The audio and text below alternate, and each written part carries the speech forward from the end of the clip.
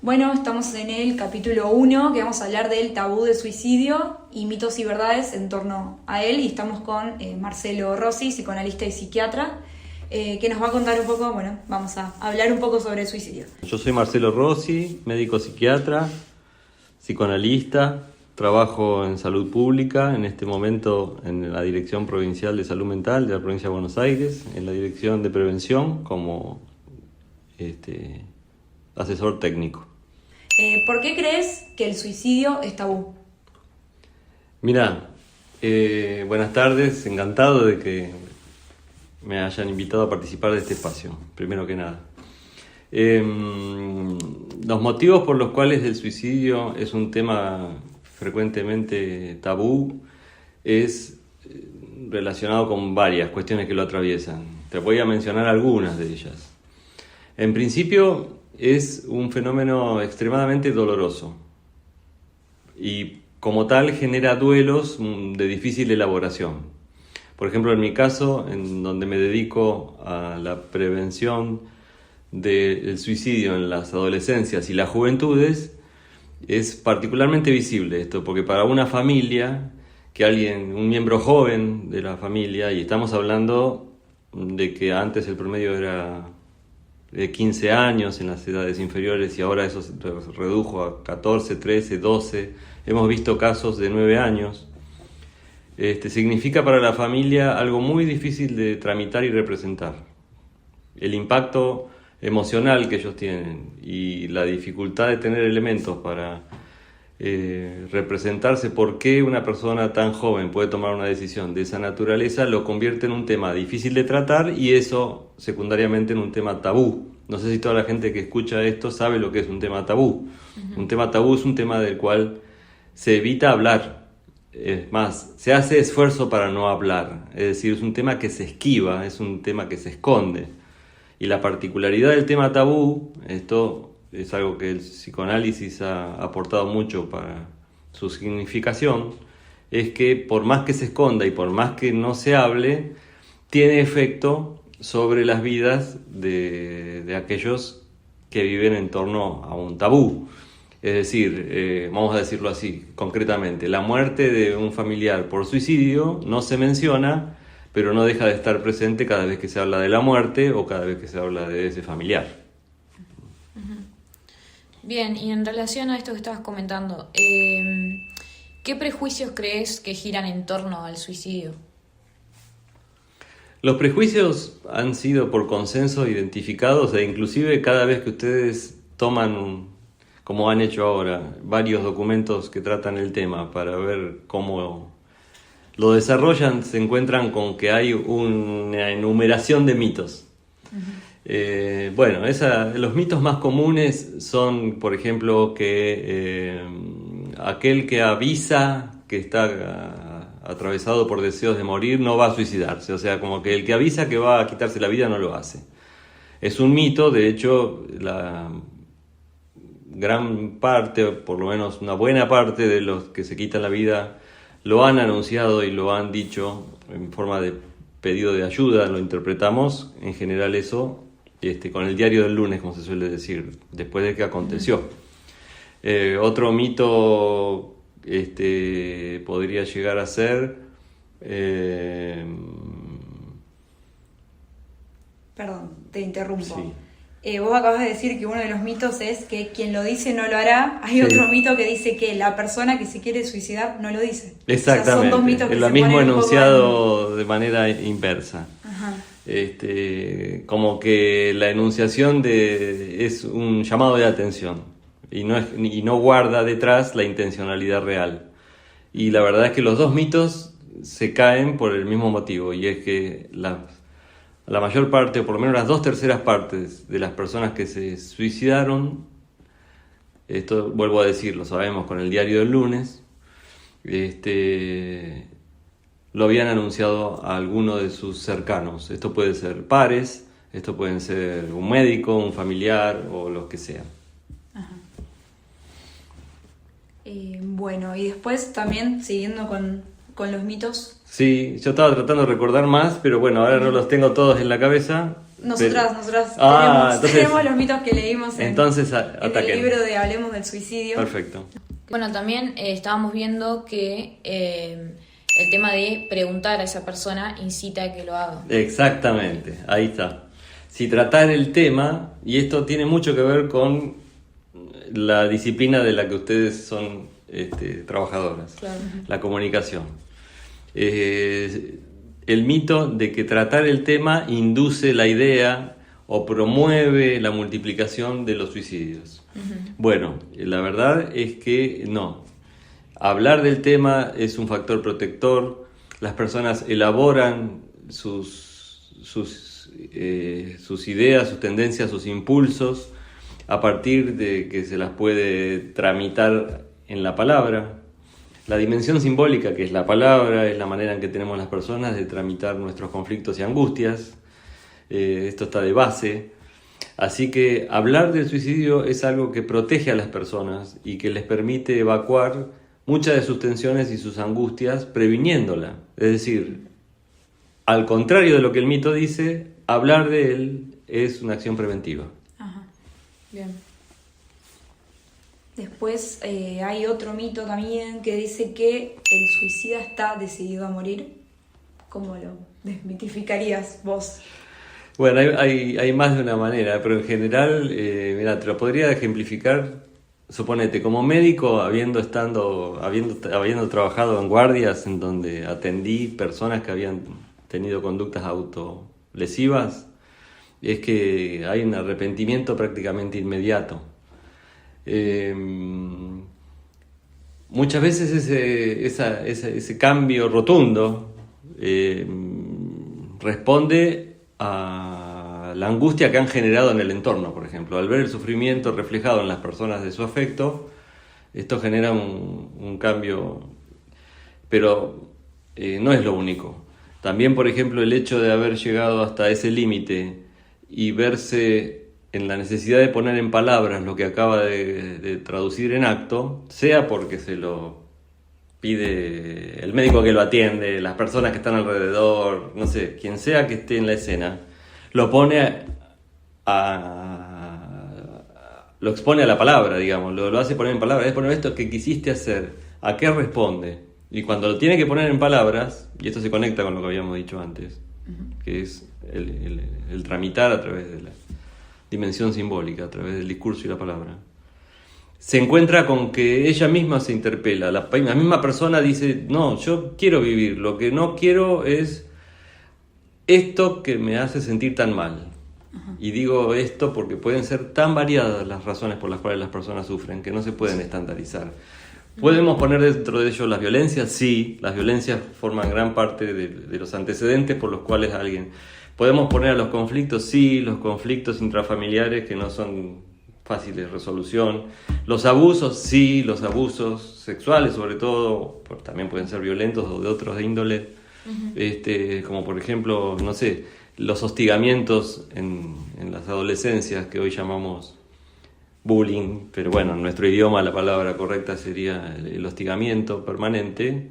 Son ejemplos de cómo la violencia generan este tipo de impulsos que después, cuando son puestos en palabras, no reflejan un deseo de morir. Ajá. Y es algo que por ahí después se puede justamente tratar y así también prevenir. Exactamente. Ajá. Poniendo el foco en lo que verdaderamente estaba provocando el sufrimiento. Okay. Bien. Y esto iría un poco en contra de hay un mito que dice un suicida siempre seguirá haciéndolo. Como que si él tiene un intento en algún momento, después se piensa que... Sí, me gusta esa pregunta porque hay algo muy de hace muy poquito tiempo. Cuando yo miro, por ejemplo, los libros por los que estudiaba medicina hace 30 años, decían algunas cosas sobre el suicidio.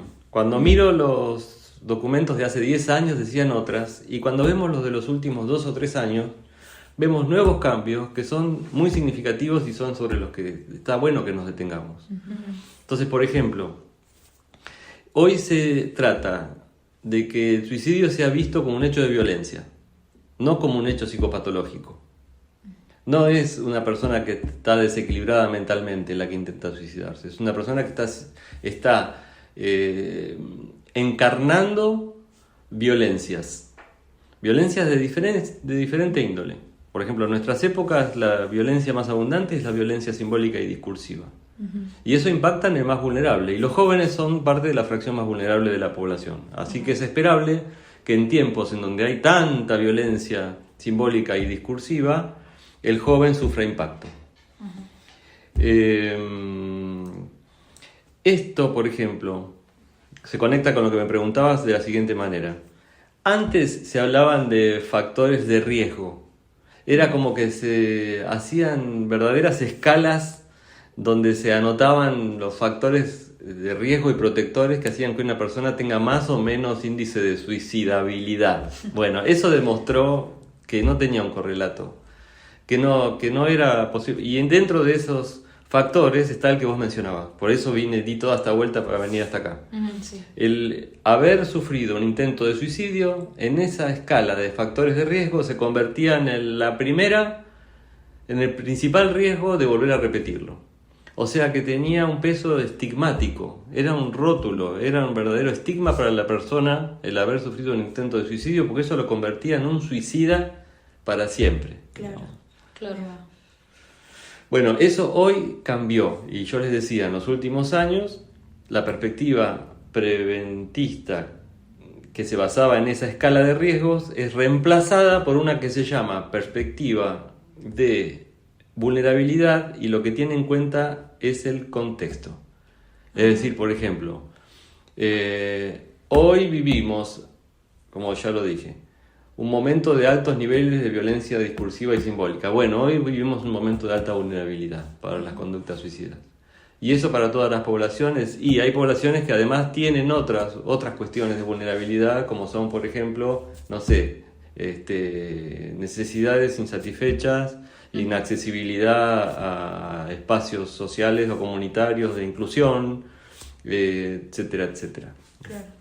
Bueno, y creo que este mito también va en concordancia con otro más, que es el último, que leímos ahí en el libro de Hablemos de Suicidio, que dice que solo son suicidas las personas con desórdenes mentales, y es lo que acabas de decir, claro, que no... Exactamente. Es justamente exactamente. Eso, ¿no? Y es un enorme esfuerzo de construir eso, porque tantos años se hizo tanto hincapié en la psicopatología, porque es un recurso que la medicina utilizó para resolver el dilema ético de que alguien en conciencia decide hacer algo con un objeto de su posesión, en este caso su vida. O sea, ese dilema ético, es decir, desde dónde yo intervengo, la medicina lo resolvió diciendo, bueno, es una persona que no está en sus cabales, que es una persona que no está en conciencia del alcance de sus acciones. Ajá. Bueno, la cuestión es que hoy, si yo les digo a ustedes qué es una muerte solicitada o la eutanasia misma,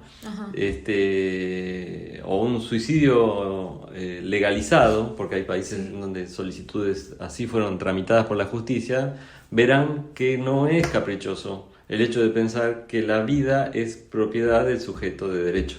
Ajá. Claro. Por lo menos, como mínimo, digamos, está en discusión. Claro.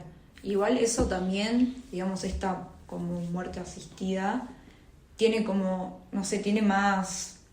O sea, es muy dramático el hecho de que alguien se suicide con un arma, o que alguien se suicide también con, no sé, ahorcándose, y tal vez, no digo que sea la mejor manera, pero vemos estas cuestiones que están en otros países también pensando en las familias de las víctimas.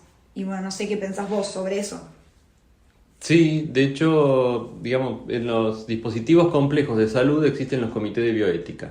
Un comité de ética o de bioética en un dispositivo grande, como es un equipo interdisciplinario, en un hospital de alta complejidad, está integrado por personas que no son médicos. A propósito, hay personas que son sociólogos, son psicólogos, que son antropólogos, que son filósofos, abogados. Un comité de ética discute la perspectiva desde varios órdenes, desde varias perspectivas. Y toma la decisión teniendo en cuenta todas estas cosas que nosotros estamos mencionando, que hacen inclusive al sujeto de derechos. Incluye a la familia e incluye la situación en particular. Generalmente una muerte solicitada se considera cuando estamos frente a una persona que ha perdido la calidad de vida o la perspectiva de una vida tolerable, por ejemplo, porque tiene una enfermedad terminal extremadamente dolorosa, otra no hay tratamientos exitosos para algo que la mantiene demasiado artificialmente a través de aparatología, etcétera, etcétera. Bien. Bueno, yendo para otro tema, pero relacionado, obvio. Bueno, teniendo en cuenta que los medios de comunicación es un lugar donde se difunden la mayoría de los discursos, digamos, dentro del sentido común de la sociedad. Y bueno, esto hablando de que el suicidio es un tabú, como estábamos hablando antes, ¿qué rol crees que tienen los medios en la cobertura de un suicidio? Y mira, concuerdo con lo que dijiste de que el medio de comunicación es canal del sentido común. También creo que es constructor de sentido común. Esto es como todo el que ejerce un rol, ¿cómo te podría decir? Que le asigna, entre comillas lo voy a decir, algún nivel de autoridad respecto del discurso. Por ejemplo, un docente tiene algún nivel de autoridad al respecto. Un profesional tiene algún nivel de autoridad al respecto. Bueno, un comunicador también lo tiene. Entonces, desde ese punto de vista, somos también constructores del sentido común. Los medios de comunicación tienen... de hecho, la frase el cuarto poder es una frase muy antigua. Uh-huh. Si no se lo mencionaron todavía, van a ver que está la canción de la fatilla del abuelo. Bueno, pero la cuestión es que se remonta a la Revolución Francesa, para que se dé una idea de la antigüedad que tiene. Poquito tiempo después de la Revolución Francesa, ya se hablaba de la comunicación como un poder, al que se le mencionó como el cuarto poder. Bueno, hoy estamos a vistas de que va ganando en el podio, va subiendo. No sé si ya no es cuarto, tercero, segundo, no sabemos si está disputando los primeros. La cuestión es que, ¿qué nos pasa con los comunicadores? La comunicación es como cualquier estructura literaria, tiene un tema y tiene una idea que transmite ese tema cuando se desarrolla que no está explícito. Es como cuando hacemos análisis de texto y tenemos el tema principal, los temas secundarios, pero también hay una idea central que es lo que intenta probar ese texto. Bueno, la noticia es lo mismo. La noticia puede ser inclusive muy respetuosa y en apariencia aparentar, guardar, las recomendaciones para que la transmisión de esta información sea cuidadosa de la gente. Pero si la intención que tiene ese medio de comunicación es llamar la atención, implantar eso como una noticia llamativa, lo puede hacer muy fácilmente sin utilización inclusive del discurso. Por ejemplo, un medio gráfico depende de qué palabras use o cómo las ubique o cómo las muestre en el título o en qué color lo hace, alcanza para que sea para que ocupe un lugar diferente. Uh-huh. O sea que para mí esto lo digo porque es necesario distinguir el contenido de las noticias de la intencionalidad que ellas guardan. Uh-huh. No hablarlo no es una opción. Dijimos que convertirlo en tema tabú es negativo y trae consecuencias negativas en sí. Dijimos que hablarlo no promueve, al contrario, es protector, uh-huh. Es preventivo y habilita a las personas a exponer sus sufrimientos. Y el cómo hablarlo, que es lo que vos me preguntás, especialmente en un medio de comunicación, tiene estas dos cuestiones. Una es de forma, digamos, que son en cómo en un documento como los que ustedes leyeron, de cómo debe comunicarse la temática, no usar determinadas palabras, no usar detalles innecesarios, por ejemplo, de la metodología utilizada, no develar identidad, sobre todo cuando hablamos de menores de edad, etcétera, etcétera. Esas son algunas de las recomendaciones que suelen tener estos documentos. Sí. Pero aún así, si la intencionalidad del medio de comunicación es utilizar la noticia para atraer la atención, lo va a poder hacer de muchas otras maneras. En ese sentido, y termino con esto, es más importante trabajar y que se comprenda la intencionalidad de cuidado de la población y del sentido común que el respeto de las formas propuestas por los formularios, digamos. Ajá, perfecto. Bueno, muchas gracias, Marcelo. Y bueno, nos vemos en el capítulo 2 con el suicidio en niños y adolescentes. Bueno, un placer. Por último, les recordamos que ante cualquier situación existe una línea de prevención del suicidio, la cual es la 135, es una línea gratuita desde Capital y Gran Buenos Aires. Por otro lado, si uno quiere llamar desde otras partes del país, es 011 52 75 11 35.